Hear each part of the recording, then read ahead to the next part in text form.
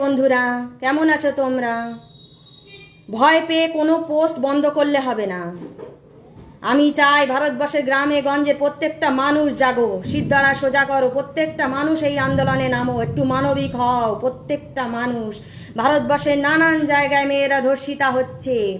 কামদুনি, কাকদ্বীপ, পুরুলিয়া, ধর্ষিতা মেয়ে বিচার পায় না। এবার পথে নামতেই হবে বিচারের জন্য। এই লড়াইয়ের শেষ দেখে ছাড়তেই হবে। কতজনকে ফেসবুক থেকে ব্লক করবে, কতজনকে জেলে দেবে, আন্দোলন চালিয়ে যেতেই হবে। মনে রাখবে, আমাদের মৃত্যু কিন্তু ভগবান ঠিক করে রেখেছে। কোনো লড়াই ভয় পেলে হবে না, নিজের কথা শুধু একা ভাবলে হবে না, দেশের মানুষের স্বার্থে লড়াই চালিয়ে যেতেই হবে। বিপ্লবীরাও স্বাধীনতা যুদ্ধে অংশগ্রহণ করেছিলেন নিঃস্বার্থভাবে। তারা নিজেদের কথা চিন্তা করেনি। দীর্ঘ বছরের পরে স্বাধীনতা পেয়েছে। হাজার হাজার মানুষ পথে নেমেছিল, লড়াই করেছে নিঃস্বার্থভাবে, তবে স্বাধীনতা পেয়েছে। আমি চাই গ্রামে গঞ্জে প্রত্যেক জায়গার মানুষ গর্জে উঠুক এই আন্দোলনে।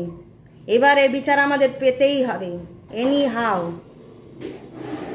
ব্লক করে দেবে, জেলে দেবে, এইসব ভয় পেয়ে পিছু হাঁটলে হবে না।